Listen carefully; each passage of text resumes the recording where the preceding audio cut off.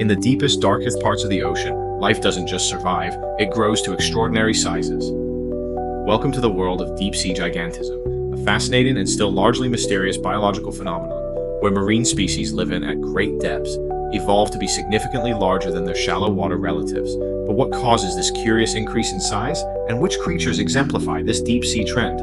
Deep-sea gigantism, sometimes referred to as abyssal gigantism, is an observed trend in biology where certain invertebrates and ectothermic vertebrates living in deep ocean environments reach sizes far larger than their counterparts in shallower waters. This phenomenon has been noted across a wide range of taxa, from arthropods and mollusks to fish and annelids. This is not a universal rule. Plenty of deep-sea organisms remain quite small, but the trend appears often enough to raise compelling scientific questions.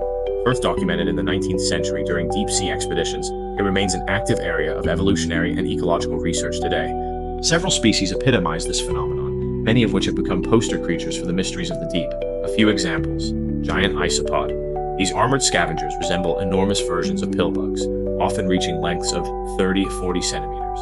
In contrast, their shallow water relatives are only a few centimeters long. Japanese spider crab. While not strictly abyssal, these crabs inhabit deep marine environments and boast the longest leg span of any arthropod, up to 3.7 meters.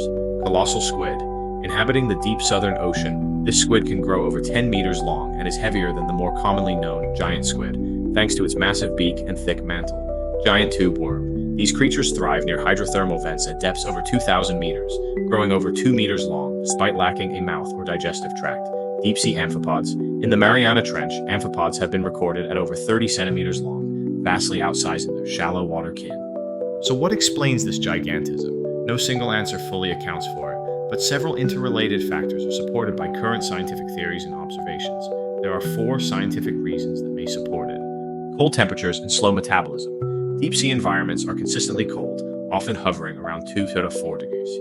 According to the metabolic theory of ecology, lower temperatures slow down metabolic rates in ectothermic animals. This reduced metabolic activity allows for prolonged growth periods, meaning organisms can grow larger over time.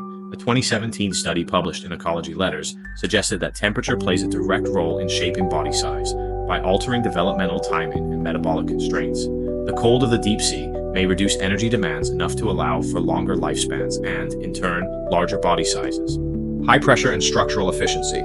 At depths beyond 1,000 meters, the pressure increases by approximately 1 atmosphere every 10 meters. While pressure itself doesn't directly cause growth, it may limit the locomotion and activity of animals, particularly predators, reducing the evolutionary cost of slow growth and large size. Moreover, large size can confer structural and physiological benefits under high-pressure conditions, although this is still an area of investigation. Some researchers suggest that larger animals may better withstand the compressive forces of the deep-sea environment. Scarcity of predators. In the deep sea, predator-prey relationships differ dramatically from those in surface ecosystems. With fewer predators capable of handling large prey, growing bigger can be an effective defense.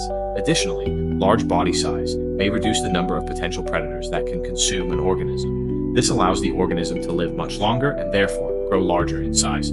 Foraging efficiency and energy storage. Food is scarce in the deep sea. Most organic matter that reaches the ocean floor is marine snow, tiny detritus from above. Being large may allow organisms to travel farther in search of food, store more energy in body tissues, or digest low-nutrition meals more efficiently. The giant isopod, for example, can go for weeks or even months without eating and then consume a massive meal in one sitting. A larger size aids in both storing energy and outcompeting others for large carcasses. Exceptions and limitations. Despite the trend, not all deep-sea organisms are giants. Many are small and energy efficient, reflecting the diversity of survival strategies in the deep. In fact, deep-sea gigantism tends to appear more frequently in invertebrates than in vertebrates, with some exceptions like certain fish species. Furthermore, the phenomenon is not limited to the ocean. Polar gigantism, observed in Antarctic and Arctic species, shares some of the same underlying metabolic and ecological explanations, particularly low temperature and oxygen solubility. Deep-sea gigantism is one of the ocean's most intriguing evolutionary puzzles. While scientists have strong theories involving temperature, pressure, predation, and resource scarcity, no single explanation fully accounts for it. What we do know is that these massive creatures are emblematic of the ocean's unexplored depths, regions of our planet still more mysterious than the surface of the moon. As deep-sea exploration continues, we may discover even more examples of this evolutionary strategy and perhaps uncover the underlying rules that govern life at the planet's most extreme depths.